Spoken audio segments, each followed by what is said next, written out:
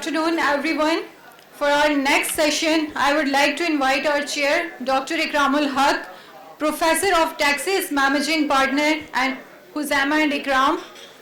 Please join us on stage, sir. Now I would like to invite the discussant of our session, Dr. Imtiaz Ahmed, Economic Advisor from Ministry of Finance. Please join us on stage, sir. A very warm welcome to all of you on our next session, which is on fiscal management. I would like to welcome Mr. Hafiz Ahmed Pasha, who is from Beaconhouse National University, Lahore. Ms. Zahra Farooq, she is from Tulane University, USA. And Mr. Nurul Haq Baloch from Balochistan Revenue Authority, Quetta. And the last one, Ms. Ifat Ara, an independent researcher from Karachi. Now, I would like to hand over the session to our chair, Dr. Ikramul Haq. Over to you, sir. Thank you very much, ladies and gentlemen. We are starting an important session now, that is fiscal management. Fiscal management, as we all know, in Pakistan is just Waterloo of Pakistan. So, Dr. Hafiz Pasha is here. So we are so blessed today that we have the most experienced and learned person amongst us who is presenting the first paper. It's a really honor and pleasure for me that I am today listening the first paper from Dr. Hafiz Pasha, sir. Thank you very much, sir, please. I am so pleased to be here in this very, very auspicious occasion of the RASTA project. And I must say, we have been truly inspired by the spirited speeches by the Minister for Planning and, of course, by the Vice Chancellor of PIDE. Ladies and gentlemen, the task that was assigned to us was to focus on examining in a different way and with a lot of documentation and analysis the tax system of Pakistan, and then based on this kind of in-depth analysis, the results of which I should shortly be revealing to you, develop an agenda of tax reforms. And it is going to be useful that we will be able to present this agenda of tax reforms around the time when the federal government starts contemplating the agenda for 2025-26. So let me first take you through the key findings. And we have used the various methodologies that are available in the literature. Pakistan's federal tax to GDP ratio for 3 decades fluctuated around 9% of the GDP, which is low by international standards. Then rose to a peak of 11.3% of the GDP in 2017-18, and unfortunately has fallen once again to 10.8% of the GDP in 23-24. And there are two reasons why the tax to GDP ratio can fall. One is what is called the rate effect, and the other is what is called the base effect. In the case of Pakistan, the decline in 2023-24 is attributable entirely to the base effect. Now, what do we mean by that? The base effect is that during this last 3-4 years, the slowest growing sector, unfortunately, in the economy has been manufacturing. Large-scale manufacturing, in fact, has shown negative growth once or twice. And currently, in fact, this year also, it has started with a very low growth rate. And large-scale manufacturing has one of the highest sectoral incidence of taxation. And that is the reason why the base effect, the contraction of the share of manufacturing in the GDP led to a decline in the tax to GDP ratio. And what is unfortunate is that the overall buoyancy coefficient of total tax revenues to GDP in recent years is down to 0.88. It had gone up somewhat a few years ago, but it is now below 1. And clearly, the policy direction has to be to ensure that there is enough momentum in our tax system to ensure that without necessarily additional taxation, there is enough buoyancy in the tax system such that the tax-GDP ratio grows steadily. And that is something which has unfortunately not happened the last few years. We have applied various empirical and analytical approaches to determining the taxable capacity of Pakistan.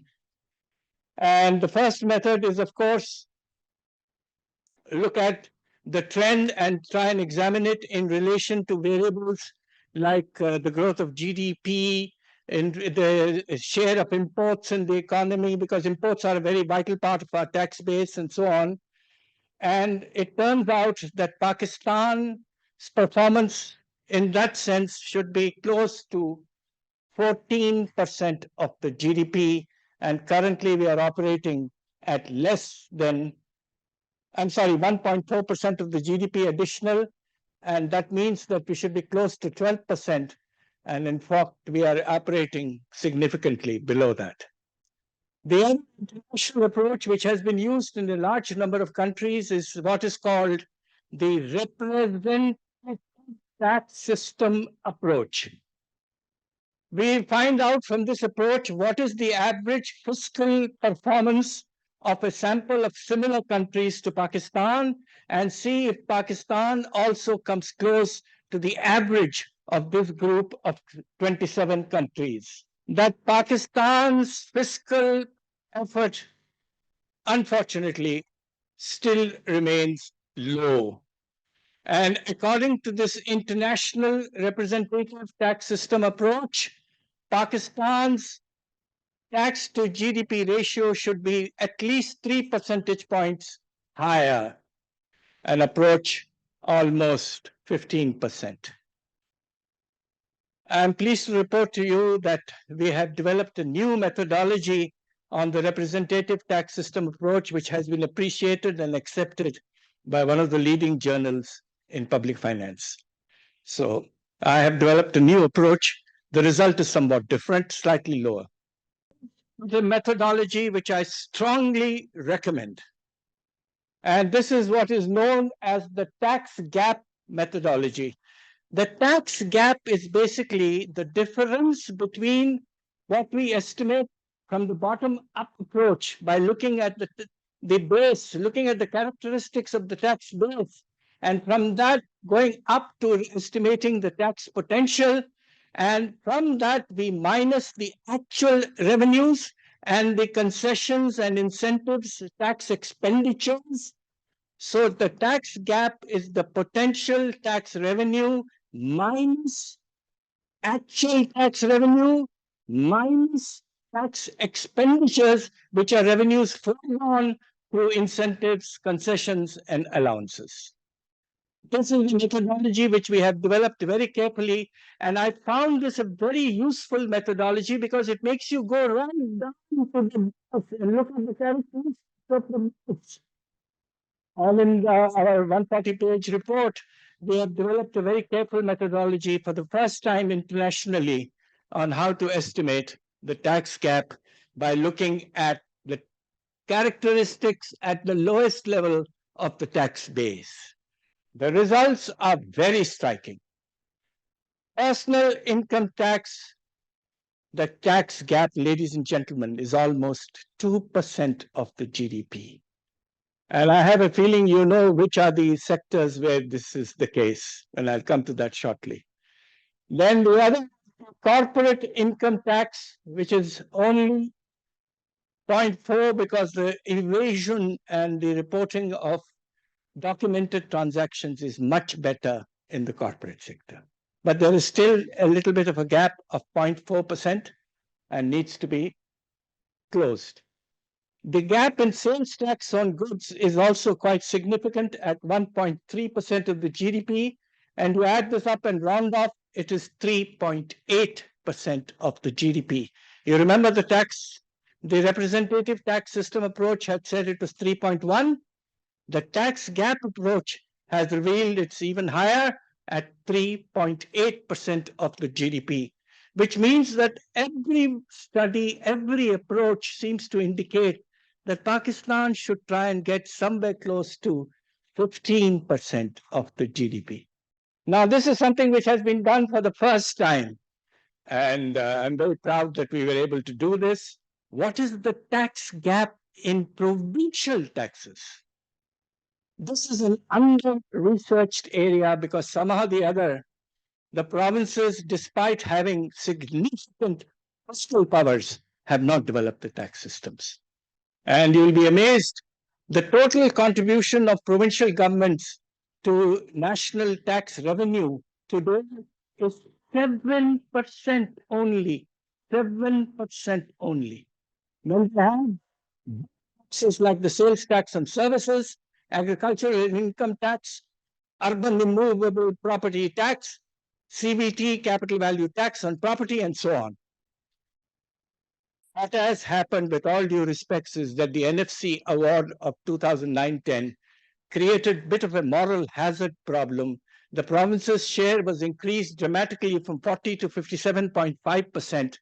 And the provinces said, कि हमें तो पैसे मिल रहे हैं, हमें क्या जरूरत है, खुद मेहनत करके generate करें. Why take the political cost of raising your own revenues? And even though in 2012-13, the provinces were given a sales tax on services, they have not fully developed it. So, ladies and gentlemen, of provincial governments, there is a sizable tax gap. Agricultural income tax, 0.8% of the GDP, sales tax on services, 0.6% of the GDP, property tax, 0.2% of the GDP, and the total 1.6%. So were we to develop this, then we are now beginning to approach 16.5% of the GDP as the true potential. And it's really very interesting. India's tax to GDP ratio is exactly this, 17 to 18%. And in India, you'll be pleased to know that the states of India generate almost 6% of the GDP. In our case, the total collection from all provincial taxes is 0.8% of the GDP. So the time has come to focus on not only development of the federal tax system, all said and done, the federal system has somewhat delivered, but the gap today is provincial governments, and these are provincial taxes. Agricultural income tax is highly progressive. You'll be, of course, know that the land distribution of agricultural land in Pakistan, the Gini coefficient is 0.65, whereas the national income ratio in Pakistan is 0.35 to 0.38. Highly unequal distribution of land in agriculture. And yet, our total, I must say with little bit of pride, Chairman Saab, I was the father of the agricultural income tax in the year 1997, and I managed to collect that. So the yield from the tax gap could be 5.4% of the GDP. We also did a very careful analysis based on the standard methodology on determination of the extent of tax evasion. It turned out to be 4.2% of the GDP, which is, you know what it is in rupee terms? Almost 4,500 billion rupees. If somehow or the other we could cut evasion, it would have made a tremendous difference. We have targeted for an increase from the tax reforms of 3.5%, and we accept that this year, inshallah, FBR will increase the tax to GDP ratio by at least, the target is 1.8.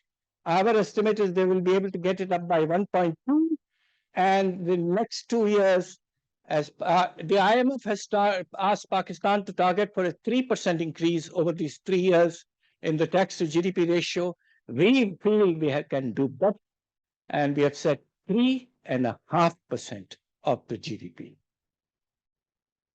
Now let me take you through the reforms and revenues mobilized by implementation of the tax reforms.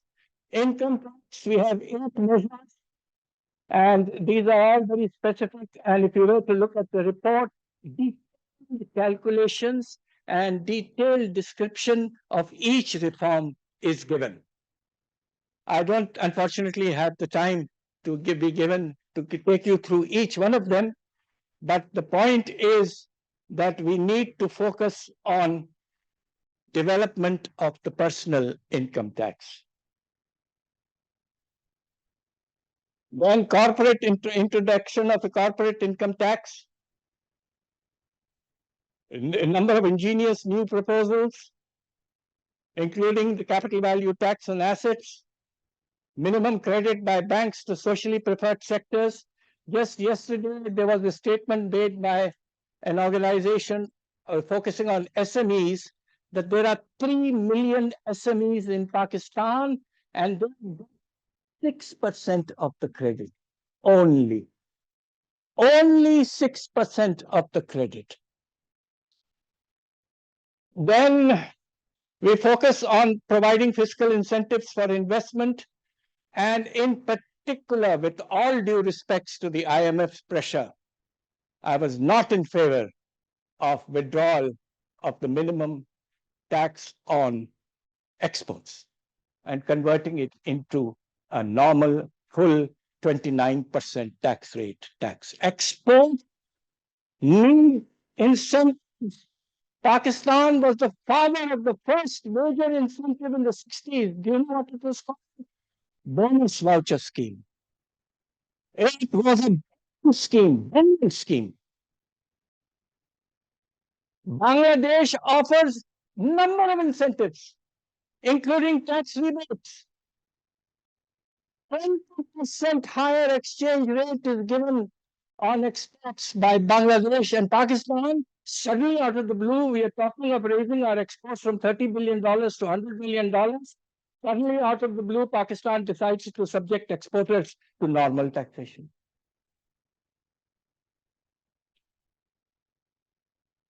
And these are some of the other ones. I don't have the time, unfortunately. Now, you will be surprised to see our estimate of the potential revenues from the agricultural income tax. Despite my introduction of the tax in the 1997 in Punjab and elsewhere,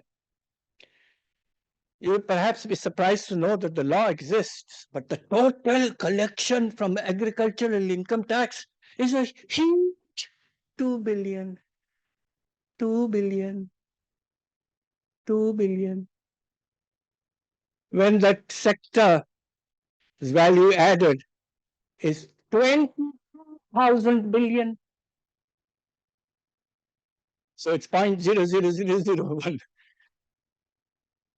And the other important point to note is the inequity in land distribution. I've already told you that the Gini coefficient is as high as 0.65. And third, it is a relatively simple tax in terms of determining the tax liability. After all, the 2 or 3 crops, livestock, and so on. So, ladies and gentlemen, this is one of our targets. We need to move on that. Then you will be amazed in Pakistan, despite taxes on property. I won't name them because I don't have time. Our collection from federal and provincial levels on property is a handsome 0.2% of the GDP. 0.2% of the GDP. We've done calculations on the tax base, on the system that needs to be implemented, including the capital value tax on property. And our estimate is that it could go up from 0.2 to 0.7% of the GDP. And finally, the third group, the retail trade sector. Our estimate is minimum through the withholding tax regime improvement, 0.2%. Federally, the government has budgeted for 50 billion rupees this year. They're not even collecting that, but the potential is 200 billion rupees. And this is more or less the beginning of the end of my presentation. Additional tax revenues from the tax reforms of 2,400 billion, with the GDP at 2023-24 level equivalent to 2.3% of the GDP. Greater progressivity of the tax system, the share of direct taxes in income and property will increase from 41 to 48%. The national tax structure will become vertically more balanced. The share of provincial taxes will go up from 7% to 16%. The provincial tax to GDP ratio will, this is the key area, new area, focus on provincial taxation. And there will be substantial broad basing of the tax system with increase in revenues from hitherto untaxed sectors like agriculture, real estate, wholesale, retail trade, and services. I don't have the time to take you through the administrative reforms, but let me conclude by saying that Pakistan, if it decides to focus on mobilizing resources for development, we will have to do better in terms of implementing and ensuring state-of-the-art reforms both in the tax system as well as in the administrative system. And inshallah, Pakistan should target in the next 2-3 years for a tax to GDP ratio of 15% of the GDP. That will give us 4% of the GDP extra for social protection, for development activities, and for purposes of improvement in the provision of education and health services. Thank you very much, ladies and gentlemen. I'm sorry, can I conclude by saying that unfortunately, given my age, I am depreciating. So tomorrow I have to go for an implant. So I will have to leave now. I can't stay for the comments. But could you write them, somebody, and send them to me? I would really appreciate your comments. Okay? Thank you so much. Thank you very much, Dr. Hafiz Pasha Sahab. It was enlightening analysis of Pakistan tax system. You all know the malady faced by Pakistan tax system and brilliantly exposed by with facts and figure and evidence by Dr. Hafiz Pasha Sahab and his team. Our next it was about tax broadening, and let us hear to some young voices as well how they want to broaden the tax base. As we all know, we have a very narrow tax base and higher taxes yielding very low taxes now. Please, thank you very much. Assalamu alaikum, everyone. I'm Dr. Zahra Farooq, and my co-PI, Mr. Muzammil Rashid, is here in the audience with me. We're going to be discussing will broadening of the tax base broaden tax revenue base, a case study of Pakistan. Starting with the introduction, Pakistan faces a persistent tax gap and revenue shortfalls, and broadening of the tax base has not only been a key policy priority, but also a very populist narrative that we need to increase the number of taxpayers that we have within the tax system. So essentially for this study, we evaluate the effectiveness and efficiency of broadening of the tax base activities that have been taking place by the FBR over the years. Before I move on, I would like to clarify just for the audience what BTB really means. So broadening of the tax base essentially means adding new taxpayers to the tax net. So if we add, let's say, 100 new taxpayers to the tax net through an activity that is enforcement maybe, we can say that that is broadening of the tax base activity as such. We know, and as elaborated by Hafiz Pasha Sahab, although we have slightly different numbers, the tax gap currently is at 2 trillion for income tax, 2 trillion PKR per year, and nearly 3 trillion PKR for sales tax. In terms of the BTB approach, unfortunately, it seems like we have tried, or like the narrative or which has been to add more taxpayers to the tax net, or the focus has been on increasing the number of taxpayers. So the key question on how we limit the scope of our research is whether new taxpayers are significantly contributing to the revenue of Pakistan, so to the tax revenue. And this because of the fact has key policy implications. For example, we have to look at the revenue efficiency of the new taxpayers that are being added to the tax net. We have to look at the administrative efficiency, and we also have to look at equity concerns. So one of the key arguments when we're talking about broadening of the tax base is that if you add more taxpayers, we essentially, ideally, in an ideal world, in an ideal tax environment, we should add everyone to the tax net because everybody has an equal responsibility to contribute to the tax revenue. But in an environment like ours, we have to investigate whether that equity principle applies, because for people who belong to the low income sector, have a higher cost of compliance to tax laws versus people who belong to high income ranges because they have a relatively lower compliance cost, whereas the benefit of remaining off the tax net are much higher than those of low income groups. And so these are some of the key policy implications as to why we should really look into how we approach broadening of the tax base and how we add taxpayers to the tax net and what is more efficient. Three main questions that we will be answering through our research is: does broadening the tax base lead to meaningful revenue gains in Pakistan? And are mass registration drives cost effective for the tax administration as a whole? And what are the long-term compliance trends of the new taxpayers that we've added? Comment on the expenditure versus the new revenue that we gain from these new taxpayers. Essentially, in data analysis, this is broadly the research methodology. We're looking at how many new taxpayers are added to the tax net every year. We start from 2015 all the way to 2021. We look at the income was declared between those who were newly added to the tax net versus the previous ones. Then we look at compliance behavior post-registration, which means we look at people who've newly entered the tax net and how is their compliance behavior in the next year. Compliance essentially we mean, are they filing their returns regularly after they have been registered with taxes or not? And approximate enforcement and administrative costs as a result of new additions to the tax net. So we can assume every tax office of the tax administration as a whole, when new taxpayers are added, needs to face higher costs of enforcement. Key data sources that we've used are FBR's administrative and restricted tax data. We use data from the Ministry of Finance and from AGPR. As mentioned before, we have data from tax year 2014 to 2021, and we utilize tax return data, tax office cost data, which is for all of the field offices of the FBR, and the number of taxpayers per tax office. Due to the paucity of time, I come straight to the findings now. So first of all, this graph represents the number of new registrations for every year in our data set. So we're starting from 2015 all the way to 2021, and we see that in 2018, we have the highest number of new taxpayers that were added to the tax net. So we have nearly 1 million taxpayers that were added to the tax net. Predominant reason for this large and significant increase within 2018 is the number of amnesty schemes that were launched during that year, causing a direct impact on registrations for tax year 2018. Comparatively with the other years, we don't see as high a number. Only for 2021, we have a low number of new taxpayer registrations. As you mentioned before, this large increase in 2018 was due to amnesty schemes, and the declining trend we can see post 2020.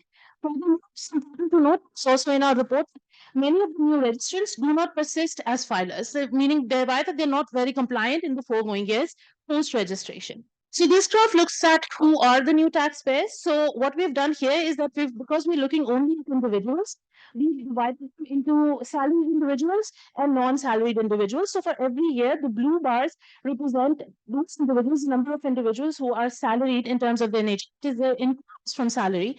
And the orange bar represents people whose income is from other sources, so business income, agricultural income.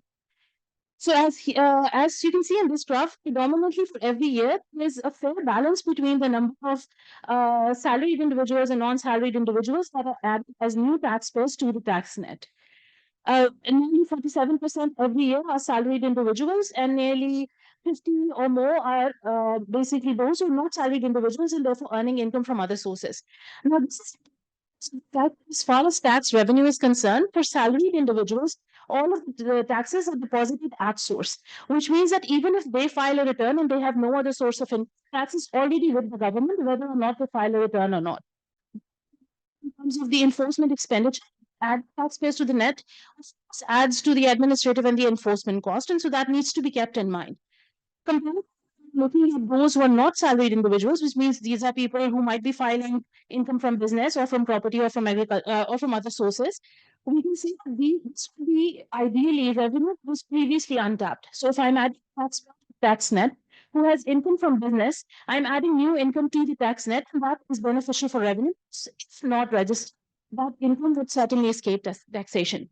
As I've said before, 45% of the newly registered taxpayers for every year are salaried individuals, 55% are business individuals, and the point of target strategy when we're talking about broadening of the tax base must differentiate between these two streams, because one has a huge revenue impact, whereas the other one may not have a huge revenue impact. I'm talking about the salaried class. This graph essentially shows that for all of the new people who were added in every year, what was the composition of the mean the composition of mean incomes. So, for example, if you look at 2018, we know that there was an amnesty. There were actually a couple of amnesty schemes in 2018. The left green bar shows mean salary income that was declared by people who were newly added to the tax net. Shows the amount of like the mean income that was declared by these new registrants in terms of property income. But the most alarming is the business income that was declared as a result of all of these new people who availed the amnesty scheme and filed the tax return. It shows a negative business income that was declared. There is an argument to be made here. Predominantly, they availed the amnesty scheme to widen some of the money that they had. The graph showed that the total new income declared is 190 billion. Now, this point is important because previously you can see that the blue bars indicate business income, and as we mentioned before, business income would be income that brings in new revenue streams to the tax net. It might be income that was previously escaping taxation. 7 years approximately, the total amount of business income was declared by all of these newly registered taxpayers amounted to 190 billion only. So this means that we've added more than 1 million taxpayers to the tax net. The business income that they've declared is 190 billion. And in the world, if I were to apply 35% tax rate, which is the maximum tax rate right now, to 190 billion, we get only 9 billion per year, really low compared to our annual tax targets. For example, the tax target for this year is 13 trillion. So tax collections is negligible. Registration compliance trends. Here you can see the blue bars indicate that for all of the field offices, this graph essentially is bifurcated by field office. So these are all of the field offices that are in Pakistan for the FPR. And so the blue bars indicate the number of new taxpayers that were registered in each tax office for 2018. Here I'm focusing specifically on 2018, and we can see the blue bars indicate the number of new taxpayers that were added in 2018. Whereas the orange bars indicate the number of taxpayers who were still filers in 2019. So this means, for example, if you're looking at RTO2 Lahore, we had 1,77,000 new taxpayers approximately. The very next year, out of the 177,000, only 147,000 taxpayers were still filing their tax return. So there's a compliance issue as well, specifically in tax periods which are post-amnesty schemes. So as we've seen, the compliance dropped significantly, nearly 20% approximately over all tax field offices. And many of the new taxpayers do not file tax returns consistently. Lack of enforcement leads to taxpayer attrition because of the fact that we have at most people within the FPR offices who have the potential to audit and enforce tax laws. There's nearly 2,000 of them, and currently the tax register has nearly 6 million individual taxpayers.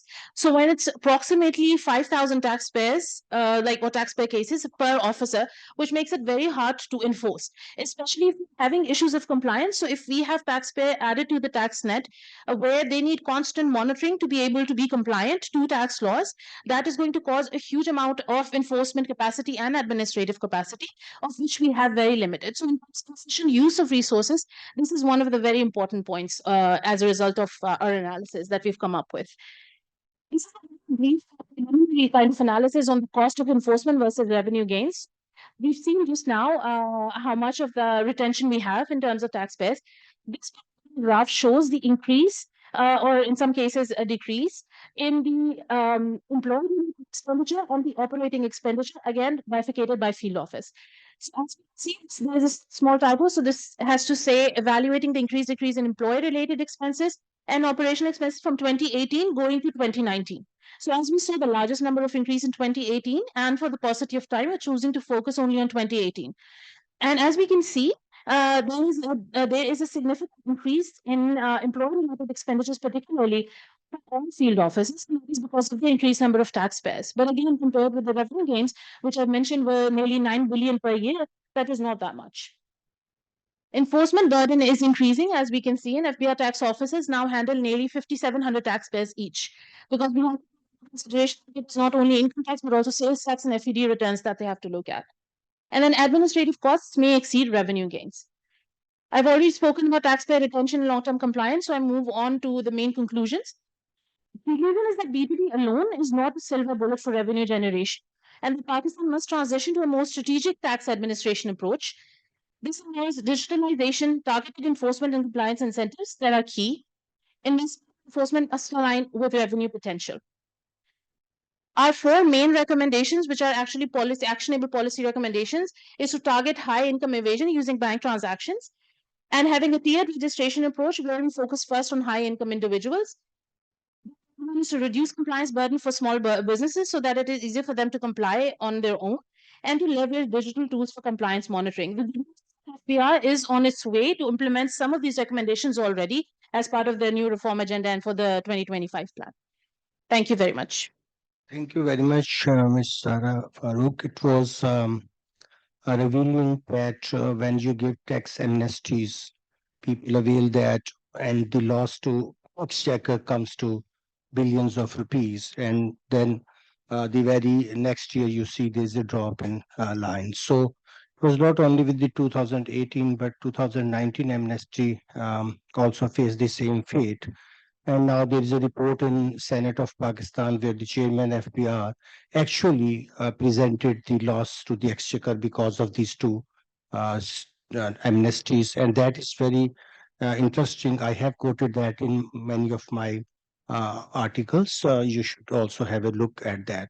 The next presentation is very important from my perspective because after 18th Amendment, we have now tax revenue authorities as a sub national structure. And how they are performing and what their challenges is really a very interesting subject. So I request Mr. Nurul Haq to please present this study to us. Thank you very much. Thank you, sir. Bismillahir Rahmanir Rahim. Yes, indeed, it's very interesting because it will be giving a perspective with reference to a particular province, that is Balochistan, but definitely what the revenue authorities, because after 18th Amendment, the revenue authorities all over in Pakistan, the sales tax on services was entrusted to the provinces, and they were to collect the revenues for the provinces.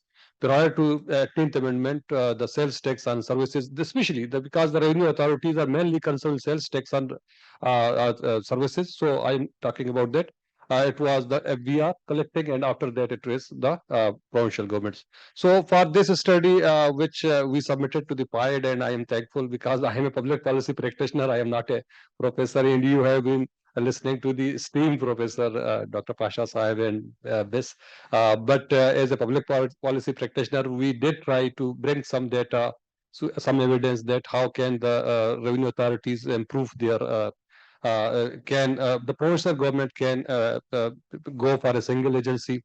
For this study, my PI, Mr. Ziaur Rahman, he has efforts are tremendous, and he was the key for the because the academic background and like that. And additionally, Dr. Amdad Baloch from the Lorna University, he as an academician, he supported us a lot. And also particularly the students of the Turbat University and the Lasbila University who participated in the surveys and everything. So let's go for the presentation. Ji, please. So this is the introduction because the text, you know that this is academic, that without text, as society and modern society, especially in every society, in the pre-modern society, that was impossible without the taxes. How can you govern? So for the essential services like infrastructure, education, healthcare, and other vital sources, you need taxes. And underdeveloped regions such as Balochistan. Why Balochistan is underdeveloped? Because there is no money, insufficient funds, insufficient money. Where the fund is coming, definitely from the federal government right now, and how the province is performing, we will be elaborating in the next slides. But let's see. The federal government, because after 18th Amendment, the federal government transfers the funds to the provinces, all over the provinces with a certain formula. It is beyond our scope of study, but you know that. So in the last 2 years here, 481.17 billion rupees were transferred from the provincial federal government to the provinces, province of Balochistan, as a tax revenue under the fiscal transfers under the NFC. But the province of Balochistan accepts its own revenue sources from the taxes. It does not include the non-taxes, but from the taxes, it included only Balochistan collected only 33.8 billion. So huge gap. Definitely it is, as Dr. Pasha Sahib said. But we have some evidence too that how the provinces performed. Although I will be presenting Balochistan, but at some stage maybe I will be giving an idea that how the provinces perform when the sales tax and services were transferred to the provinces. And I will be coming to the data also. But this data shows that it is just 7.08%. So about 93% of the taxes revenues from the federal government and 7% from the taxes. It does not include the non-taxes like royalties and many things from the minerals and many other non-taxes revenues. But still, there's a huge gap. Next. So this is the introduction. So why the study? Why we did this study? Because the high potential taxes, as Pasha said, I am grateful that he made a ground for us to learn. The taxes, as he said, that urban immovable property tax, capital value tax on immovable property, agriculture income tax, too much low if we compare the collection in the provinces, as he said that. Not only in Balochistan, but all over the Pakistan. But in case of Balochistan, it is much dismal. These four or five taxes, which are not covered by the BRA, Balochistan Revenue Authority. The province has five main revenue sources, collecting agencies. Actually, three. But, just to include that, some taxes come from the transport department and energy department. But the major departments which collect the taxes in the provinces and all over the provinces and the three sister provinces too. But in Balochistan, the BRA collect the taxes for the province. It's a semi-autonomous organization because it's an authority. It's not a department. At the Board of Revenue, it's a department of the government of Balochistan. The Excise Taxation Department, again a department. The Transport and Energy Department, minimal taxes, but still they contribute to the taxes of Balochistan. This 33.8 billion, which I showed. These five departments are the collective agencies. This fragmented organizational structure, tax collection remains inadequate to fulfill the province needs because 71% of the poor people live in Balochistan of the Pakistan. The highest the least social protection available to the people of Balochistan because the Balochistan has to collect taxes, has to increase its revenue from all sources. Just to give an idea, it is. I was lastly making my presentation. This shows a graph that how the in 2015-16, the Balochistan Revenue Authority, when it came to existence, before 2015-16, the federal government was collecting the sales tax on services. Sales tax on services. This is the major tax we collect the BRA. The provinces all. It was the first year, the percent, if you see, all other departments, five departments, the share was 11 billion were collected. Of these 11, 9 billion was collected by the other departments, meaning that Board of Revenue, Taxation Department, and all departments. And the BRA share was just 2.3 billion the first year. And now, if you go down, last year when we were closing, it was 27,000 million rupees, the BRA. And other departments were just stuck up to 3.5 billion. The share which you see that I'm not here to just to show, maybe this is a bias because I'm the chairman of the Balochistan Revenue Authority, just to show that what is the progress, this the data, because the study is how a single agency can. So we have to say the performance of the departments. So initially, when 2015, it was 21% of the share, and today it is 89% of the tax collection are from the BRA. And this is the highest in Pakistan. The SRB and Sindh, about 40 to 50% of the taxes, 60%, KPR and KP, and PRA and Punjab. This is the highest share of the BRA in any province. And very interesting because now, although we will not be a part of this study, but just to share with my friends and here for the students and academicians and the researchers, before 1516, when the FDR was collecting sales tax on services on behalf of province of Balochistan, it was just 780 million. And the very next year, when the BRA came, it was 2,000 million. And when we closed last year, it was 27 billion, 27,000 billion. It's a very interesting question, and it's a very much interesting question for the. And sometimes we ponder that if BR has been collecting the taxes for us, if it has multiplied 100 times, 700 million would have been 7,000 million, not 27,000 million. 21,000 is becoming from this 27,000 billion. 27 million, 21,000 million comes from sales tax and services, and rest of 5 billion comes from the infrastructure cess. So this is the clarification. Next. Again, this is now the background of the departments. Board of Revenue, supposedly, 100 years back, only tax collecting services for the provinces. Only. When the British came, and it was just right before 90s, before 2000, the Board of Revenue was a major chunk, but it has a just 3.8%. Energy department and transport department are very low, so I am not going for that. But the Board of Revenue and Excise Taxation department 6.9% and 3 and BRA 89%. So this data just for the academicians and researchers, so that you know the background, that how the why we should go for a single agency. Next. So this is the graphical charts. You see that the graph is rising and rising. For the BRA, we are building a case that why there should be a single agency, BRA, Board of Revenue, whatever. But who should be? This is the case. Next.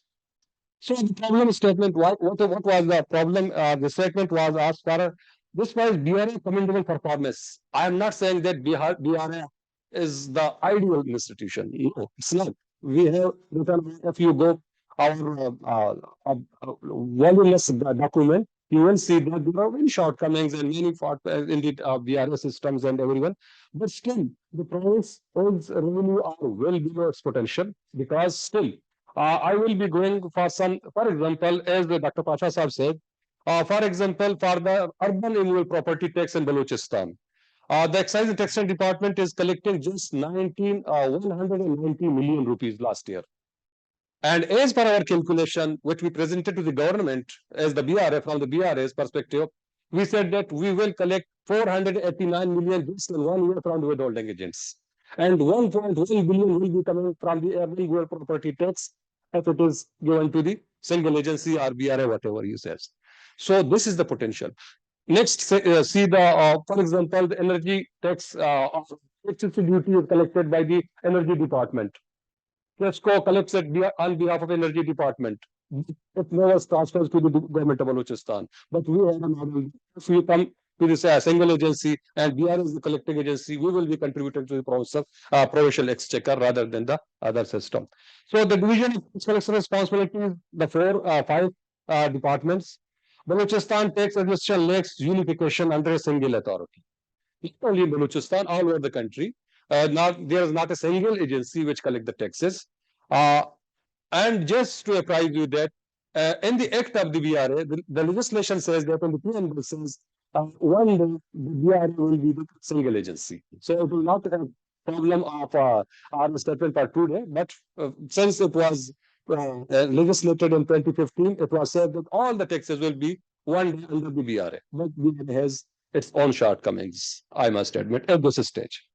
Next, so how this study is just not an academic study, but it is going to the province of the government of Balochistan, that how academic study done under the PIDE, because we are very much thankful to the PIDE, because this study should have been done by the government of Balochistan itself, but with the involvement of the academicians, with our mentors, Dr. Naeem Muzaffar Sahib and Dr. Aman Sahib, we had very 2 minutes? Oh, I have a lot of things. Please, next. Thank you. So this is the significance. You can imagine the significance that when the last IMF meeting I was there, they were very much interested in why study, this PIDE study. They said that we want to study this study, because this will also give an idea for the other provinces too. Next. So what was the methodology we used? Definitely the qualitative analysis and quantitative analysis, the focus discuss groups. We went to the departments. Zia was every day sitting with some official. We enrolled these 2 students and we did studies. we were supposed to collect 500 questionnaires we prepared, but you know that everyone is shying of tax. Only 190 persons or organizations or whatever responded. Rest were very much shy. Even in Hub, the people were so much reluctant that they said that we don't allow you to enter your premises because you are coming for a tax. Just although we were going, how the tax will be simplified? They said, no, we don't want to take, we want to give any tax. The results, these were the thematic challenges, which we discussed in our focus discuss groups, which we identified in the questionnaire, surveys, and everything. Operational challenges, because if we go for a single agency, what will be the operational challenges? Governance gap, technological inefficiencies, and perception and consolidation. What did you say? This was very much important. Skills, engagement, and compliance. So these are data. Next, please see the data. So simplified tax payment process or beneficial. People said that yes, it is beneficial. 53% of the very strongly 15% were of the view. Reduced compliance cost because this also shows that education of the taxpayers in Pakistan. Because when we went to some industry, for example, there was a tax knowing person, his response was different. But as we had the individuals too, for example, for the urban rural property tax and like that, so the understanding, improved tax administration and that next. Excise and taxation and anti-narcotics department, who was satisfied with what? With whom? No one was satisfied 100% with anyone. It's the intriguing question for me because actually no one want to pay tax. This is also a question. So excise and taxation department, which mainly collects the liquor tax, the transport tax, motor vehicle tax, and urban rural property tax. Dissatisfaction was 10.5% and satisfaction was 26. But for the because the BRA and all the provincial revenue authorities in all over Pakistan, we use the modern techniques. Just go to your mobile, pay the tax, sales tax or any tax you want. Least interaction with the people.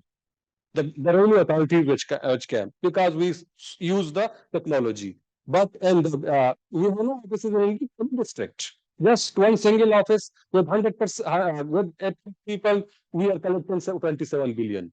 And excise taxation department, it has an offices, inspectors, and everything, manual systems, all. So for satisfaction, you see that it was much higher there. Transport department, it was much, dissatisfaction was much there. So next color, because I have I have to just if you give me 3 to 4 minutes, I will be completing. But you have to read these the datas and like that. Because whatever I am talking, I was justifying that there should be a single agency. Next, please. Results, the finding is the need for fundamental reform to enhance efficiency, build trust, and facilitate a successful consolidation. People want this. The taxpayer want this. But there are also significant operational challenges, manual processes, capacity building, training, recruitment, training with the taxpayers also, not the employees also. Governance gaps, these are the most important, and decision making, you have to use the IT base. Next. These are the conclusion. Thank you. Overall, the finding indicated while consolidating under BRA is promising, it must be accomplished by comprehensive reforms that address operational governance, analysis, engagement, and compliance challenges. So if these are done, then a single agency will be the ideal situation for the province of Balochistan and for the rest of province to follow. Thank you, sir. We have heard that what the challenges faced by Balochistan, but the same you can say for all the 4 provinces, because after 18th Amendment, they also have fragmentation of so many agencies to collect taxes, and obviously people have to deal with so many departments to pay their taxes rather than one federalized agency. Usually, federations have one federalized agency to pay their taxes. But the next paper, last one, is very important. So far, we are talking about collection of taxes, but the expenditure side is very important. And after the 18th Amendment, the idea was to reduce expenses, but unfortunately, it is now about 22% of GDP. So people ask why Bangladesh collect only 10% of GDP, because their total expenditure of the government is like 9-10%, and they have 57 billion exports from garments alone. Now they have facing a lot of problems, but before that, this political instability, these were the numbers. So this is very important for us to understand that why we always talk about more taxes rather than reducing the expenditure, because the size of governments both at federal and provincial levels are not only very large but inefficient as well. So how to manage our expenses is also very important in fiscal management. So I request to kindly take us to that. Thank you very much. The chair of the session, the discussant, respected RAC members and all the guests, Assalamu alaikum. Yes, as you rightly pointed out, that the earlier three presentations were talked about the tax, how we collect, Pakistan collect more tax. But my question is here is that if we do not have growth, how can we expect, I mean, among other factors of tax collection, one of the important factor is growth. So if we do not have growth, if we have a declining trend of growth, how can we expect more tax collection? So that's, we try to do in this research, that what we have done is unveiling the trajectory, how the 18th Amendment reshaped spending multipliers in Pakistan. My co-author in this paper is Mohammad Sabir, who is principal economist at Social Policy and Development Center. So now how this idea came that in 2010, following the 18th constitutional amendment, the 7th NFC award transferred a sizable share of revenues to the provinces. After the passage of more than a decade, a pivotal question arises that whether this change in revenue transferred happened to impact federal and provincial governments' expenditure and enhanced economic growth. While studies have explored fiscal implications of these reforms, a critical gap persists in understanding their broader economic impact on Pakistan's growth trajectory. This entails investing the impact of government spending on account of increase in FC-induced fiscal flows on economic growth and hence the estimation of multiplier. And with that, we have this study estimates the government spending multiplier for the consolidated government expenditures. The study goes beyond the aggregate multipliers, and we also try to explore the spending multipliers by various spending category components. The period covered in this study is 2001 to quarter 1 to 2002, 3 to 4 quarter 4. And to assess the implication of the 18 constitutional amendment, we have divided this period into two sub-periods. One is the pre-era or post-amendment era, which is the period from 2001 to quarter 1 to 2009-10, quarter 4. And from 2010-11 till present is the post-amendment era. These findings offer essential insights to guide evidence-based fiscal policy decision in relation to economic growth, and the estimated component-specific fiscal multipliers will provide understanding for tailoring fiscal policy to sustainable and inclusive growth in Pakistan. So now what methodology we have employed, we use a structure vector octave prism model, and we drew impulse response functions to estimate expenditure multipliers for various categories of public spending. We use a Cholesky identification scheme. I'm not going very much detail to this methodology, but what we are point out here that we have computed integral multipliers. That is, as they quantify cumulative GDP gain relative to the cumulative government spending over a specified period. The optimal number of lag length, we have used 3 lags for node specification. Since the study uses quarterly data, the multiplier are computed as a ratio of cumulative GDP response to cumulative expenditure shock through impulse response functions for a horizon of 4 and 8 lags. The data we have obtained from the entire research is the Government of Pakistan, Ministry of Finance, the fiscal operations. And for component-wise analysis, we use the PRSP expenditure. Though fiscal operations give the category-wise, the component-wise data, but it is not the entire time period we have studies, particularly in the recent 4 or 5 years. They have not given the data, expenditure data by component wise. So we had to just look then the PRSP expenditures.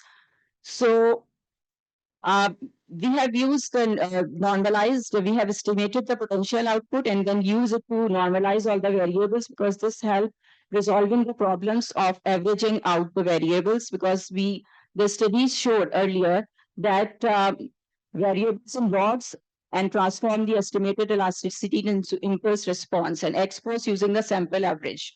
So we try to avoid, have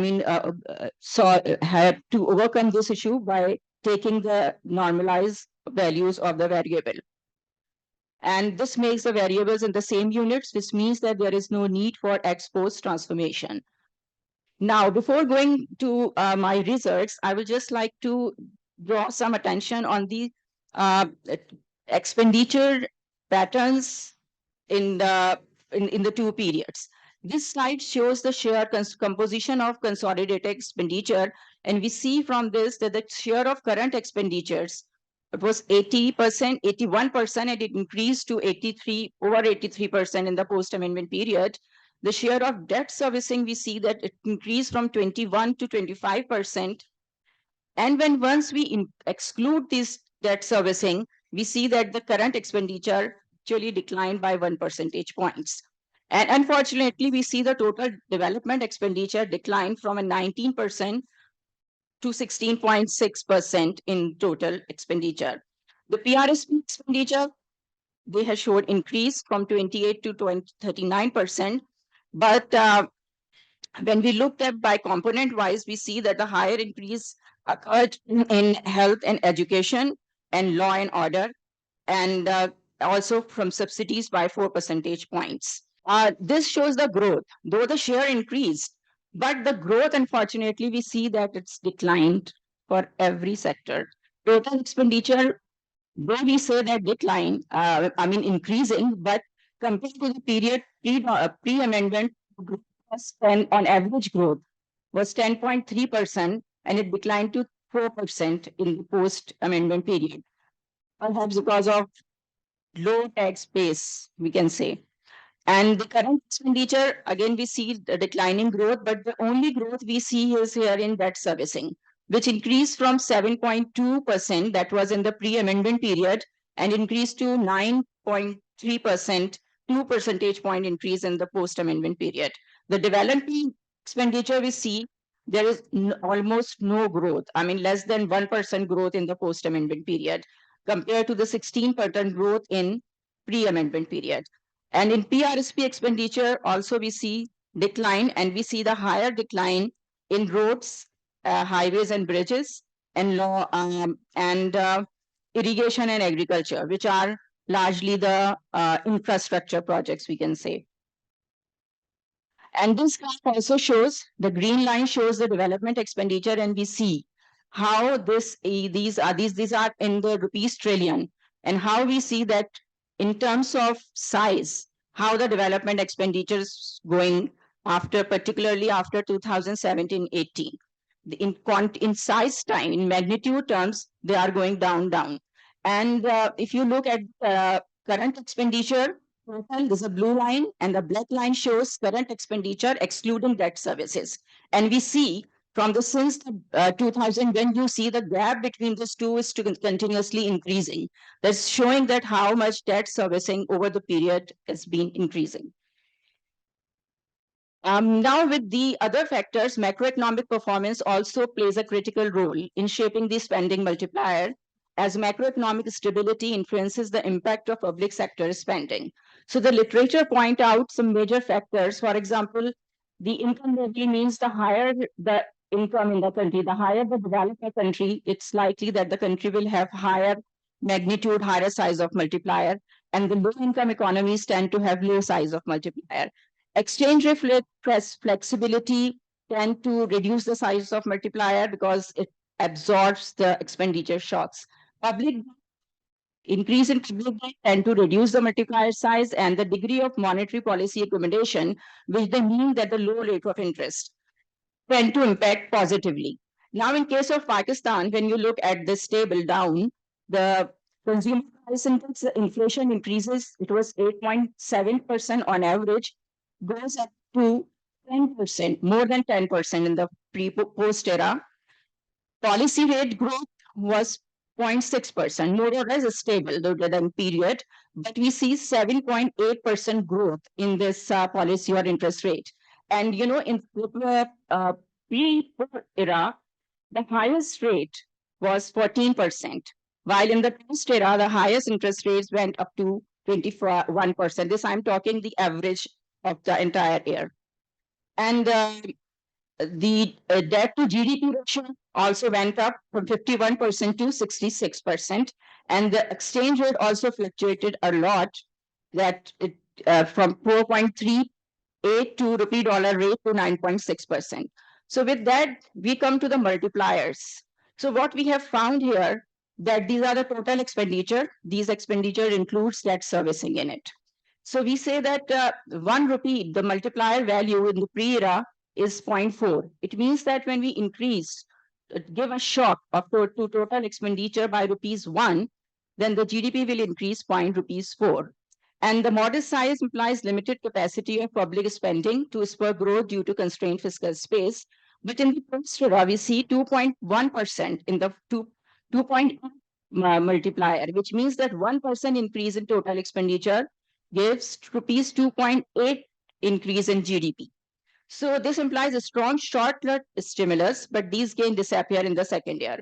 So multiplier in the post-era could be high because of domestic debt servicing, because we found that the pre-era relatively higher government borrowing was from state bank, and the post-era relatively higher government borrowing from commercial banks. So debt servicing acted as a cash transfer, stimulated short-term consumption. Domestic debt servicing, money flows from government to commercial banks, then to depositors in the form of interest rate. So high consumption-led growth impact, which only lasts for 1 year. Over-reliance on commercial banks and high interest rate overcrowded private investment. So that's why we don't see that there is investment and that could be able to generate growth. Now, for component-wide, we exclude the debt servicing from the current expenditure. And now we see the current expenditure multiplier relatively low in pre-amendment period, but we see higher 0.98. And the important thing to notice is that the development expenditure would see the far higher multiplier in the pre-amendment period, 1.29, and increases in the second year. You know, the lag impact is higher. And in the post-amendment period, we see just 0.6, the size of multiplier is 0.6, and it declined in the second years. So this largely could be because of the no development expenditure, as we have seen, is declining. And these are some category-wise multipliers. And here we see that the growth, we see increase, marked improvements in education and health and law and order, and significant drop, we see the road, highways, irrigation and subsidies. So the roads and highways, and we just saw earlier that the decline in growth of expenditures in education and health were relatively less compared to roads and compared to infrastructure projects. So that's why we see that the significant drop in these two areas. So with that, I come to the conclusion that pre-era multiplier for development expenditure are far higher than that of current expenditures. First 18 amendment shifts the size of multipliers. Education and health and law and order highlight a pivotal role of provincial governments in driving economic growth. Macroeconomic factors such as high rate of inflation, massive depreciation of rupee-dollar exchange rate, enormous rise in interest rate could have contributed in lowering the size of multiplier in the post-era by crowding out the impact of expenditure shocks. So here are a few recommendations that analysis shows highlight the need for policies that deliver economic stimulus while safeguarding long-term fiscal sustainability. The differentiating impacts of various spending categories highlights the need for strategic resource allocation. For example, maintaining or even increasing investment in education and health, law and order is crucial. These sectors consistently demonstrate a strong multiplier effects even during the economic crisis, redirect resources away from inefficient subsidies towards sectors with higher growth potential, and emphasis also required on fiscal prudence, as the negative multiplier associated with some spending categories underscores the need for responsible debt management and efficient revenue generation.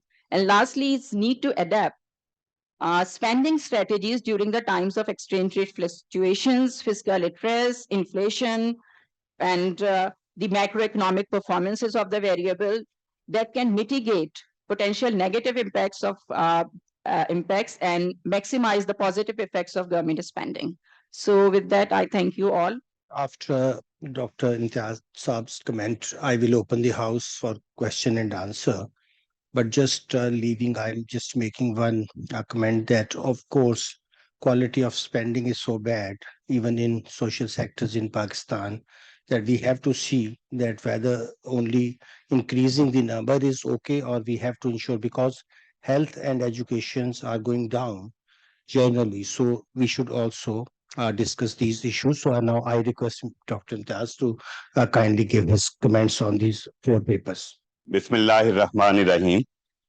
Ladies and gentlemen, Assalamu alaikum and very good afternoon.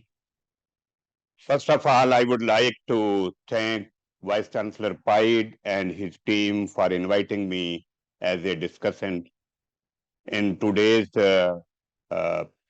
presentations of four papers on a very important topic, that is the fiscal management. And I think as an economist and as a student of economics, I believe that to achieve macroeconomic stability and sustainable growth, effective fiscal management plays an important role, especially in countries like Pakistan, where deep structural weaknesses in revenue generation and expenditure management are facing significant challenges.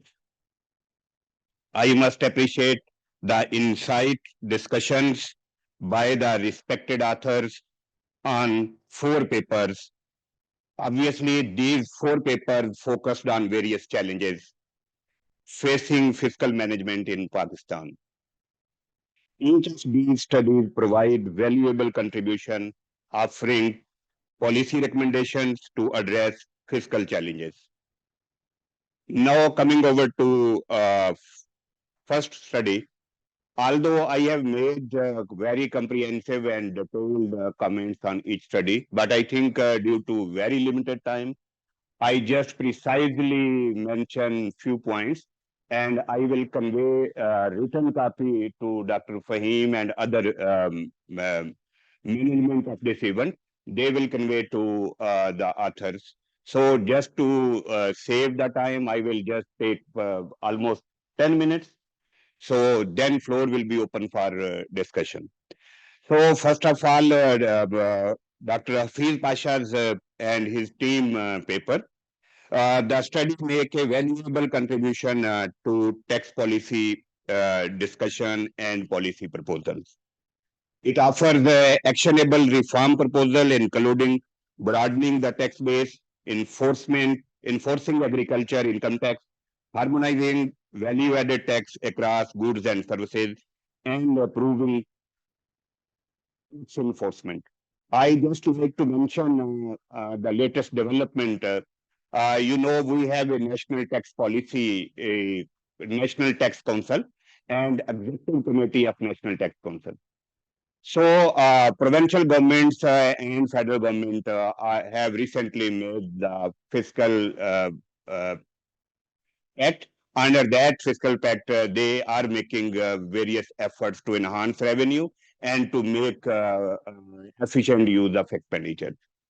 So, under National Tax Council, we have with the coordination and cooperation of provincial governments, I just want to inform that agriculture income tax, which is a long debate, now all four provincial governments had approved their law as per updated requirement, and now they are moving on its implementation.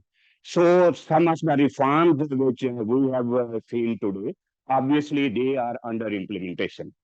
So coming over to other paper, that is the paper number 2, which mainly focused on will broadening of the tax base, broaden tax revenue base. Obviously, this paper also provides a data-driven assessment of the effectiveness of broadening the tax base as a revenue-enhancing measure. It critically evaluates whether the addition of new taxpayers translates into significant revenue gains. The study argued that Pakistan faces a significant tax gap and rupees 730 billion in income tax and 519 billion in sales tax. So, broadening the tax base is promoted to increase revenue and reduce informality, but its effectiveness remains unclear. The study challenges the assumption that expanding the tax base automatically increase the revenue with stronger enforcement, better targeting, and structural tax reforms.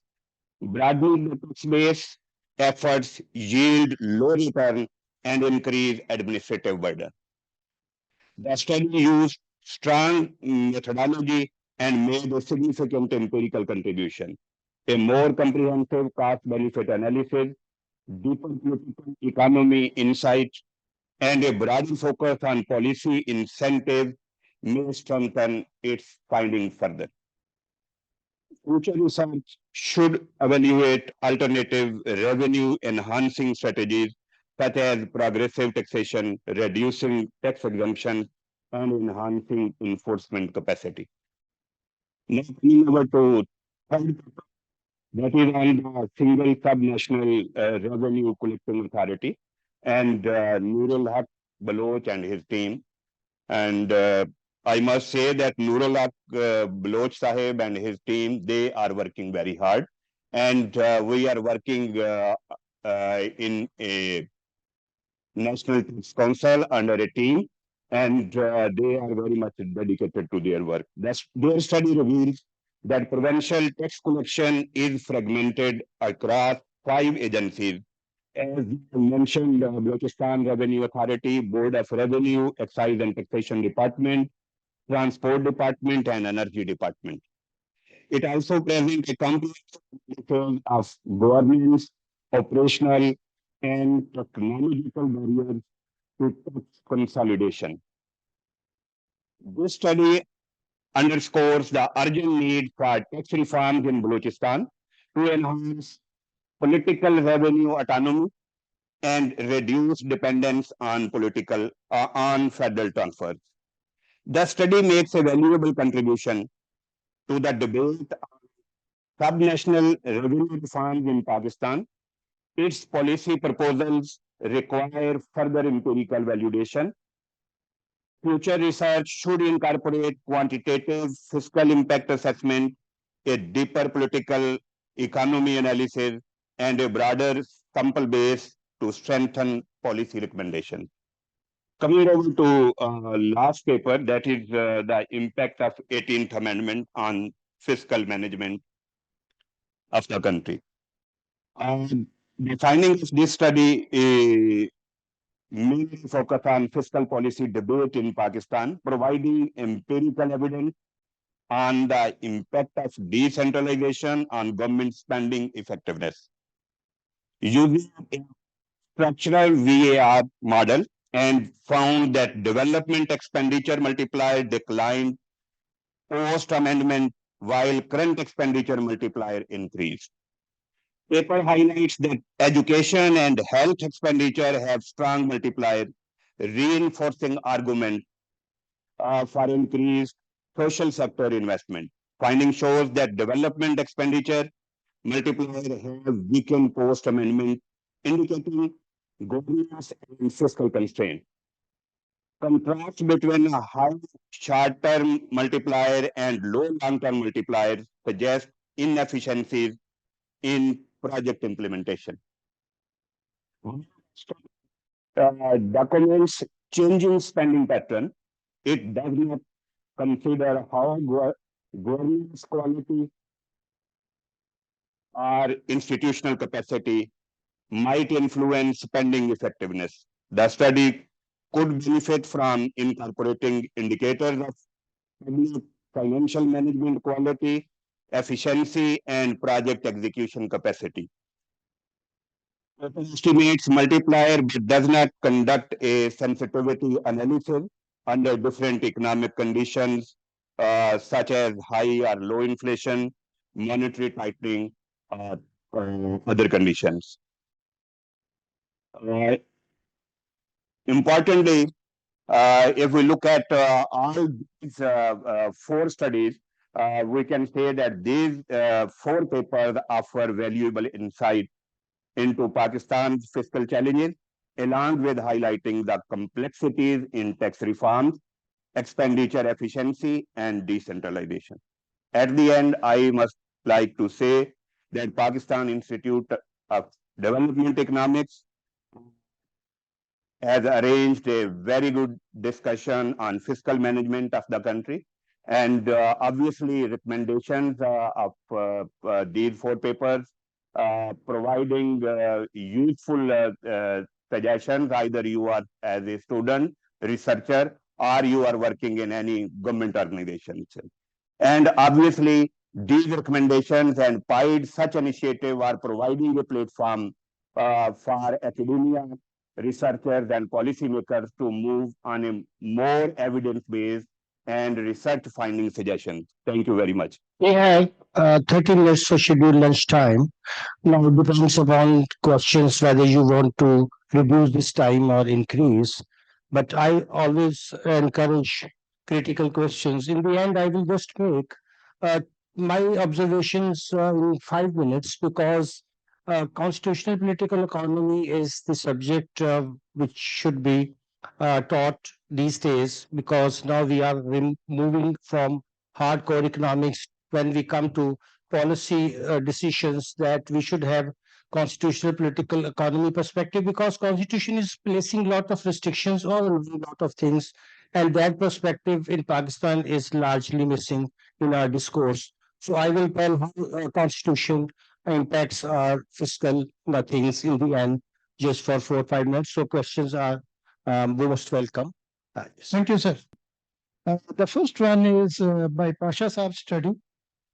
We know that the sectoral composition of economy, agriculture, manufacturing, and services is that the heaviest income is generated by the services sector, 60%, and then 20% by the agriculture sector, and the remaining by the manufacturing sector.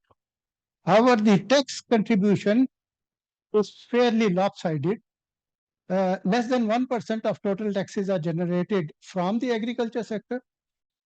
Roughly 30% or so are coming from the services sector, and the remaining bulk, even though its contribution to GDP is very low, but it is coming from the manufacturing sector. So the taxation structure is fairly distorted when we look at the sectoral composition of taxes.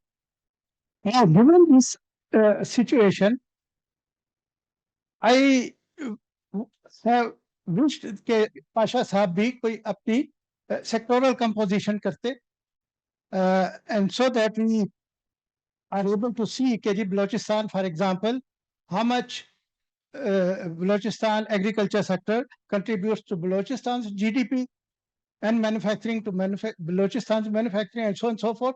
और फिर वो निकालते इस तरह से कोई चीज तो कोई डेप्थ भी नजर आती. So far it is very superficial. तो ये ठीक करने की जरूरत है और maybe it is.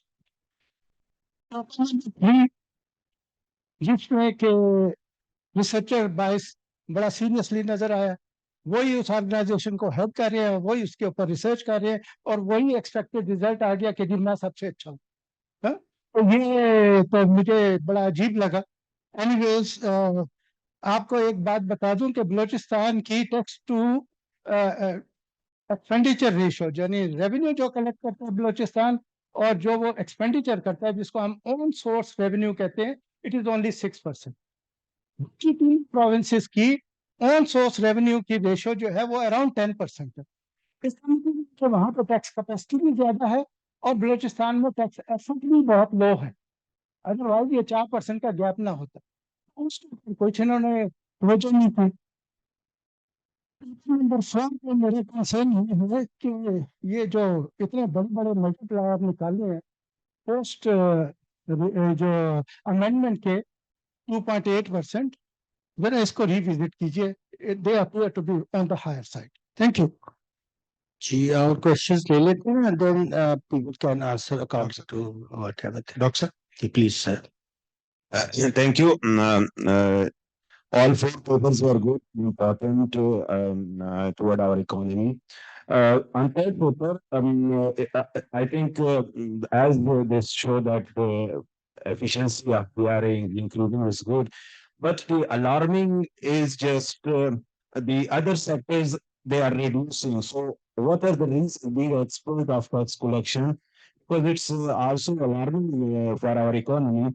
We don't want that only one authority or institution should work, because collective efforts are needed. So what are the reasons on reduction in the other sectors?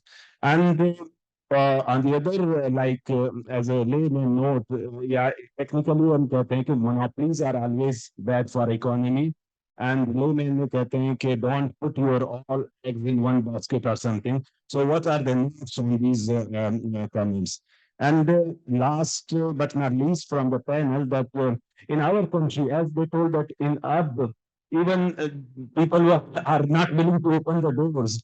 So why this is happening in Pakistan, that people don't want to give taxes?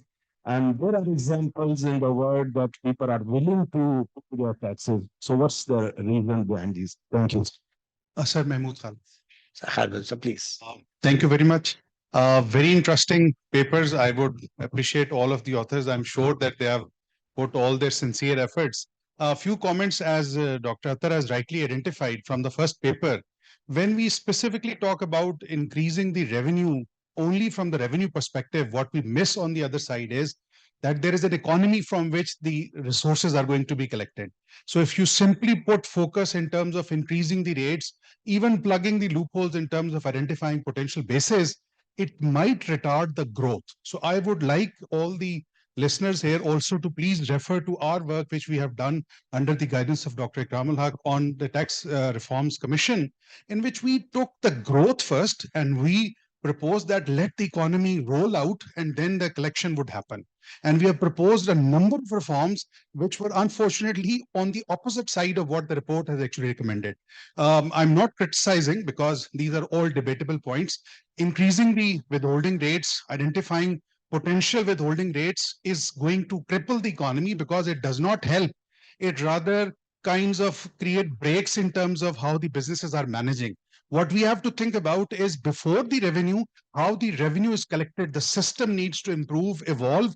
Otherwise, whatever, and this is also actually reported by the next paper, which says that if you have increased the tax base in terms of the number of persons getting registered, does not increases the revenue. So if you are putting pressure in terms of registration, is not going to increase revenue. And unfortunately, when you take the bottom-up approach, what we are missing is that we don't have a complete VAT system.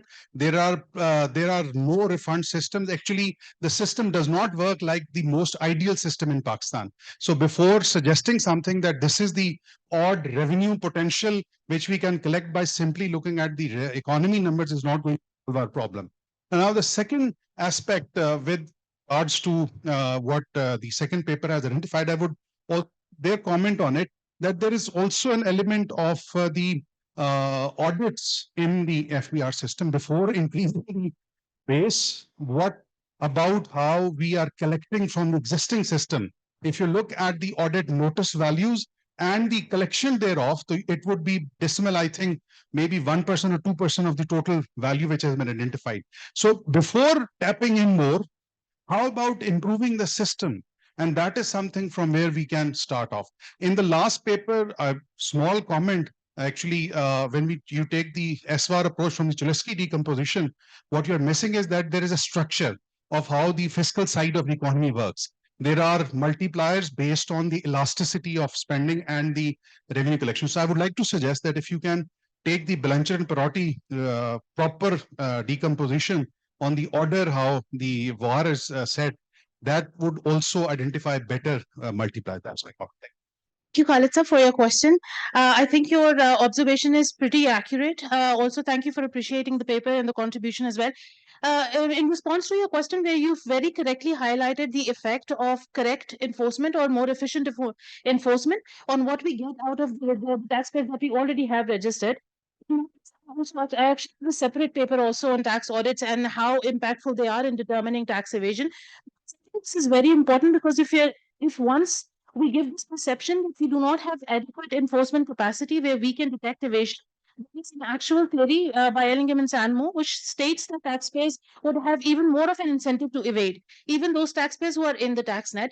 So, in response to your question, essentially as to what is being done, that research part of it is also being made part of policy, the recommendations, and we are transitioning to a system which is more compliance risk management, like AI and ML based, which will look at the risk scoring and at the same time also identify cases where we have more revenue potential as a result of the audits that are conducted.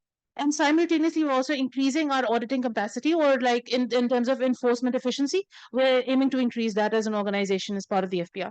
But that was in response to your question. Thank you very much. Thank you very much for your comments and questions. So I would like thanks for the discussant on my paper. That of course we will like to do this in a sensitivity analysis as you recommended, computing multiplier in high inflation and monetary tightening. Actually, it was the plan of the paper, but unfortunately we couldn't be able to do it. But yes, we will try to incorporate that aspect. As far as having the total expenditure multiplier 2.8, I just want to mention here that we computed this and we did this by excluding debt servicing also. So when we excluded debt servicing from the total expenditure, our multiplier reduces. So this is also shocking for us that when you have that debt servicing here, so how the debt servicing, which I have said that it is a consumption oriented thing. So that's why we have, and I have not shown the results here, but when we look that when you exclude debt servicing from total expenditure, the size of the multiplier reduces. So, but again, I will look into it again. And thank you very much for your suggestions of including doing the methodology using Blanchard and priorities. So thank you so much. Thank you very much. I think 2 to 3 points which I got के मैं कुछ जवाब दे सकूं. Biases definitely. जिस तरह मैंने कहा था कि I was leading this research, but practically Zia and Dr. Amdad and about 50 to 60 students ज़्यादा ही involved थे इस research को करने में. जहाँ तक biases की बात है तो मेरा ख्याल में डेटा जो हमने शो कर रहे थे कि अगर आप एक सिंगल ऑर्गेनाइजेशन में जाते हैं तो किस में जाएंगे, डेटा उसको खुद बता देगा. दूसरी सबसे बड़ी बात, पब्लिक क्या कह रहा था, टैक्स पेयर्स क्या कह रहा था. अनलकीली मेरा ख्याल में स्लाइड ज्यादा एक्सप्लेन नहीं कर सका और दिखा भी नहीं सका कि पब्लिक क्या कह रहा था कि जी एक सिंगल एजेंसी में जाए या नहीं जाए, स्ट्रांगली एग्री, डिसएग्री वगैरह वगैरह, तो उसमें हम जाएंगे तो थोड़ी सी बाइसेस मैं भी, अगर मुझे थोड़ा सा एक्सक्लूड कर ले मेरी शक्ल को, बिल्कुल आप समझ लें मैं हूँ नहीं, what the people are saying, तो वो डेटा खुद बता देगा. दूसरा रीजन फॉर अदर सेक्टर सब बिल्कुल ठीक है डॉक्टर साहब. आप एक्चुअली इकोनॉमी चेंज हो गए. सोच से जमीन का था कि जमीन से टैक्स आता था और हुकूमतें चलती थी. खानकलात का मैं जस्ट आप लोगों को बताने के लिए, खानकलात का जब स्टेट होता था वो उस समय अबाउट 100 years बैक, तो एक मौजा होता था, मौजा मोदी बस्तों में कहते थे, उन्हीं से जनरेट होता था. और आज इस मौजे से 1 रुपये भी नहीं आता है सरकार को. तो सिस्टम चेंज हो गए, सर्विसेज सेक्टर आ गया, दुनिया चेंज हो गई, तो बहुत सी चीजें चेंज हो गई. तो जो लैंड रेवेन्यू डिप्टी कमिश्नर होता था खत्म हो गया, वो सिस्टम खत्म हो गया. तकरीबन वहां से कोई रेवेन्यू ही नहीं आ रहा है जो ट्रेडिशनल टाइप के जो रेवेन्यूज थे. इसी तरह टैक्सेशन डिपार्टमेंट फर्ज कर लें, दूसरा आप देख लें कि अब मॉडर्नाइजेशन हमारा जो बीआरए का फर्ज कर लें जो एक्सपेंडिचर है 0.86% है, लेकिन जो एक्साइज टैक्सेशन डिपार्टमेंट है उसका जो एक्सपेंडिचर और टैक्स कलेक्शन है मोर देन 300% एक्सपेंडिचर है और कलेक्शन उसका इतना नहीं है. मोनोपोलीज जो है आप कहते हैं, अगर मैं इसको समझ लूं कि आप कहते हैं कि एक सिंगल एजेंसी की मोनोपोली होगी, इट्स नॉट, आई थिंक इस तरह नहीं है, क्योंकि एक आईटी बेस्ड सिस्टम होगा. आप वो जो सिंगल फर्ज कर ले, इस वक्त भी हम सिंगल पोर्टल में जा रहे हैं पूरे पाकिस्तान में, वैसे जैसे डॉक्टर साहब ने कहा था कि इस वक्त भी भी वही कह रहे हैं कि हमें पोर्टल दे दो, हम जाके अपना टैक्स जमा कर ले। हमें ये कभी एक्साइज के डिपार्टमेंट जाना है, कभी डीसी साहब के पास जाना है, कभी फलाने के पास जाना है, पोर्टल में दे दो। तो मेन जो बात थी कि जी आप एक सिंगल उसमें लेके आ जाए, और लोग क्यों टैक्स नहीं देते हैं, ये सबसे बड़ा सवाल है। और आई थिंक मैं पाइप के दोस्तों से कहूँगा कि नेक्स्ट स्टेप रिसर्च ये होना चाहिए कि लोग क्यों टैक्स नहीं देते। इसमें वो होंगे बहुत से, लेकिन हम सबको सोचना चाहिए कि क्या मैं भी टैक्स देने को तैयार हूँ, नहीं हूँ। यार ये नहीं कि पाकिस्तान में लोग टैक्स देना नहीं चाहते हैं, दुनिया में लोग टैक्स देना नहीं चाहते, टैक्स नहीं देना चाहता है, लेकिन हमारे यहाँ ट्रस्ट भी बहुत ज्यादा हो गया। अब अगर आप हमारे स्टडी में एक पॉइंट्स था ना, पर इसके लिए लोग एक्साइज टैक्स डिपार्टमेंट, मैं एक थोड़ी सी टाइम ले रहा हूँ सर। अर्बन इमोरल प्रॉपर्टी किस लिए कलेक्ट किया जाता है?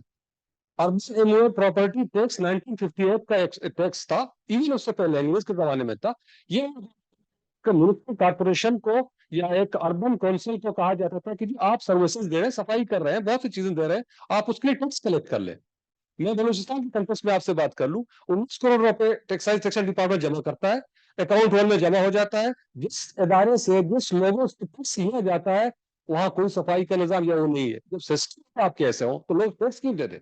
वही लोग अपने घर के कचरा उठाने के लिए 1,000 रुपए वो प्राइवेट पार्टी को देने को तैयार है, लेकिन म्यूनिसिपल कॉर्पोरेशन को 100 रुपए देने को तैयार नहीं है। ट्रस्ट डेफिसिट, ये हमारे उसमें ऐसा पूरी स्टडी में था।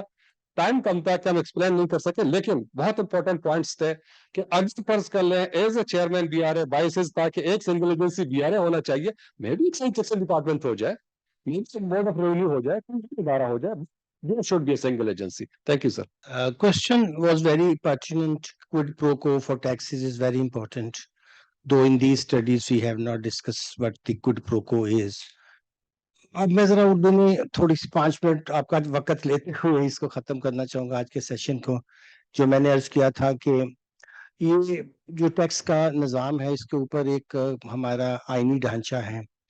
अब बलूचिस्तान और दूसरे सूबे जहां हाइडल और ऑयल एंड गैस है, ऑयल गैस की तो बहुत यहाँ इस ये बात आज तक हमने अपने डिस्कोर्स में नहीं की कभी किसी स्टूडेंट्स और सारे रिसर्चर्स भी, कि आफ्टर ऑल ये 161 आर्टिकल जो है कॉन्स्टिट्यूशन का, ये क्या कह रहा है। अब वो बहुत अमीर हो जाते अगर ये बक्स बार के ऊपर हाइडल के ऊपर टैक्स लगता तो वो उनको मिलता, क्योंकि उसमें एनएफसी इन्वॉल्व नहीं होता। अब एनएफसी क्यों नहीं होगा 2009 से बाद? क्योंकि आइन में हमने तरमीम कर दी कि सूबों का हिस्सा कम नहीं हो सकता। अब वो करेंगे। अब सेंट्रलिस्ट माइंड ये बताता है कि हमने एक मुल्क का हिस्सा अलहदा कर दिया, लेकिन हमने फिर भी सेंट्रलिस्ट माइंड को नहीं छोड़ा। एक फेडरेशन के सेटअप को समझना और फेडरेशन के अंदर जो फिस्कल, जिसके हम फिस्कल फेडरलिज्म कहते हैं, उस पर कोई काम, कोई रिसर्च, कोई तरीकाकार हमने वजह नहीं किया। मैं जहाँ पढ़ता भी हूँ, आज भी पढ़ाता भी हूँ, पोस्ट डॉक भी एक दो चल रही होती हैं, वो लोग सोच रहे हैं कि चलिए अब यूनिवर्सल इनकम का कॉन्सेप्ट आएगा, जब रोबोट सारा सरप्लस क्रिएट कर रहे होंगे तो कोई ऐसा यूनिवर्सल इनकम बनाई जाए जिसको कोई दुनिया में टैक्स ना करे। अब उनके मामला बिल्कुल मुख्तलिफ है। हम अभी भी वैसे कर रहे हैं कि हमारा जो सेक्टोरल डिसबैलेंस है उसका क्या प्रॉब्लम है, क्योंकि टैक्सेशन जो हमने ब्रिटिश से ले तो ली, बट हमें उसके बाद उसमें इतनी डिस्टॉर्शंस की, कभी हम प्रिजम्पटिव टैक्स, कभी मिनिमम टैक्स। सो लोग मेरे हिसाब से पाकिस्तान में पूरे सेक्टर्स भी और हर कोई बहुत ओवर टैक्सड है। मिसाल के तौर पर एग्रीकल्चर भी, हमने एग्रीकल्चर इनकम टैक्स तो शायद उस तरह इकट्ठा ना किया हो, शायद पूरे बड़े सगीर में कभी इकट्ठा नहीं हुआ। ब्रिटिशर्स ने जानबूझकर इसको जब एंट्री बनाई तो रखा taxation on income other than agriculture. क्या जरूरत थी? टैक्सेशन ऑन इनकम भी तो हो सकता था। सब तरह की इनकम जो है फेडरेशन टैक्स करती फेडरल गवर्नमेंट और सबको कर देती, मगर क्यों रखा? जाहिर है कि आपको पता है वहां लैंडेड क्लासेस उनके खास हमायती होते थे, तो उन्होंने कहा इन पे तो कभी टैक्स हमने लगाना नहीं। सो इंडिया में, बिहार में और बंगाल में जब कम्युनिस्ट आए तो उन्होंने एग्रीकल्चर इनकम टैक्स पहली दफा लगाया। तो कभी कभी हिस्ट्री भी काश मैं मौका मिला तो कभी जरूर पाइड ने दिया तो मैं एक इसका हिस्टोरिकल बैकग्राउंड भी डिस्कस करूंगा कि हमारे टैक्सेस में प्रॉब्लम क्या है। अब मैं सबसे रिक्वेस्ट करूंगा कि आप जाकर जरा आर्टिकल 161 को सारे जरूर आज देख लें, तो आपको एक बहुत बड़ी डिस्टॉर्शन पाकिस्तान में नजर आएगी। वो सूबों के उस राइट की बात कर रहा है जहां उनके रिसोर्सेज हैं, कि रिसोर्सेज के ऊपर आपको वेलहेड के ऊपर और बक्स बार के ऊपर टैक्स लगाकर सूबों के हवाले करना था। हमने उसको बाईपास करने का तो बात छोड़ें, जो सेंट्रलिस्ट माइंड है उसने तो और बड़े बड़े जबरदस्त काम किए। आज पेट्रोलियम के ऊपर वो सेल टैक्स नहीं लगा रहे हैं ताकि सूबों को हिस्सा ना देना पड़े, पेट्रोलियम लेवी सारी जेब में डाल रहे हैं। सो सूबों के मसाइल जो हैं, मेरे हिसाब से फेडरेशन के अंदर हम फिर वही गलतियां कर रहे हैं जो हमने 71 से पहले पहले की थी। तो मेरे लिए टैक्स जो है वो ज्यादा कॉन्स्टिट्यूशनल पॉलिटिकल इकोनॉमी का सब्जेक्ट है। कॉन्स्टिट्यूशन हमें पढ़ाया नहीं जाता बच्चों को, कहीं किसी ने देखा, बुनियाद तो लाजमी है, होनी चाहिए, चलिए मुझे कोई अफसोस की बात नहीं, मुताले पाकिस्तान भी आप रखना चाहते हैं, बस कॉन्स्टिट्यूशन तो पढ़ाई करें फिर। तो कॉन्स्टिट्यूशन बनाया उस पर भी अमल नहीं करते हैं। अब इसके मैं बहुत लंबा लेक्चर नहीं देना चाहता, जाहिर है अब खाने का भी वक्त है, मगर मैं सिर्फ ये अर्ज करूंगा कि अगर हमने अपने पॉलिटिकल ढांचे को भी अलाइन नहीं किया एक फेडरलिज्म के हिसाब से, तो बड़े सीरियस चैलेंजेस हैं जो हम अभी बातें कर रहे हैं। उसमें ये बात हमेशा रह जाती है कि जो सूबे जिनका हमने इस्तेसाल किया, जिनके रिसोर्सेज का इस्तेसाल किया और आगे भी करने का इरादा रखते हैं, वो इस फेडरेशन में रहने के लिए कितने तैयार होंगे। पॉलिटिकल लोग आकर ज्यादा टैक्स लगाने की बात करते हैं, एक्सपेंडिचर्स उनके बढ़े जा रहे हैं। आज भी मैं सुन रहा हूँ कि और की नए मिनिस्टर लेना चाह रहे हैं। क्या 100 मिनिस्टरों की फौज और मशीन ये होनी चाहिए पूरे फेडरेशन की? एक मिसाल आपके सामने देता हूँ, स्विट्जरलैंड भी हमारी तरह की फेडरेशन है, उसमें सेंटर के सिर्फ 5 मिनिस्टर हैं। क्या जरूरत है इतने मिनिस्टर सेंटर में रखने की? और फिर एक ट्रू फेडरलिज्म में 3-4 सब्जेक्ट्स फेडरेशन के पास होते हैं। आप डिफेंस है, आपकी फॉरेन ऑफिस है, अब यहाँ सारा के सारा जो डेट है वो देख लीजिए, उसकी क्यूमुलेशन सारी गुफ्तगू कर लें, सारा कुछ कर लें, आखिर में सारा टैक्स जमा करके भी इस तरह भी आप जो मर्जी टारगेट रख लें, सूबों को 57.5 देने के बाद एक के पास तो इतना भी नहीं फेडरल गवर्नमेंट के पास कि अपनी डेट सर्विसिंग पूरी कर सके, तो क्या पैसे हम चला रहे हैं, इसको कैसे रिवर्स करना है? असल बात तो ये होनी चाहिए और उसके लिए बहुत सीरियस डिबेट की जरूरत है। फेडरेशंस क्या करती हैं, जहां टैक्स लगाती हैं इनकम टैक्स पे, वही वही एजेंसी जो है वो सोशल सिक्योरिटी पेमेंट्स भी करती है, क्योंकि उनको फिर आपका पॉलिटिकल जो इकोनॉमी का बेसिक सब्जेक्ट जो है वो ये है कि उनको भी पता है आपकी सोशल इकोनॉमिक हिस्ट्री हर सिटीजन की क्या है। तो जिनको नेगेटिव टैक्स मिलना चाहिए, जो टैक्स उनको फिर नेगेटिव टैक्स अदा कीजिए, उनकी सोशल सिक्योरिटी की कोई भी नाम दीजिए, और जो नहीं उसे फिर वाकई पूरा वसूल कीजिए। तो हमें तो इनकम टैक्सेशन भी सही नहीं आती, चाहिए है कि हम मैं दूसरे टैक्सेस पे बात करूं, हमें तो इनकम टैक्सेशन भी इतनी लेफ्ट साइडेड है। तो सूबों के साथ मैं इसमें जाते हुए आपको जाती बताता हूँ कि हमने इनकम टैक्स में क्या की है, तो आप हैरान होंगे। सारे सर्विसेज टैक्स क्या होता है कि आपने एक परसेंटेज ली, जैसे मैं एक लॉयर, तो मुझे एक फी आई, उसके ऊपर जाहिर है कि मुझे आपने कहा जी आप 16% टैक्स आप सूबे के विभाग के तौर पे दे दीजिए, चलिए मैं तो पास ऑन कर दूंगा, जिसको मैं सर्विस दे रहा हूँ उसको 16% का एक इनवॉइस भेजूंगा, मैं तो सिर्फ कलेक्टर हूँ आपके भी हाथ पे। लेकिन देखिए इसमें क्या जबरदस्त काम हमारी वफाक कर रही है, वो कह रहे हैं कि 11% जो आपका विथहोल्ड होगा वो आपका मिनिमम टैक्स है। तो इन दोनों में सब्सटेंस में क्या फर्क है? तो आप मेरी इनकम को टैक्स कर रहे हैं या मेरी ग्रॉस रिसीट को टैक्स कर रहे हैं?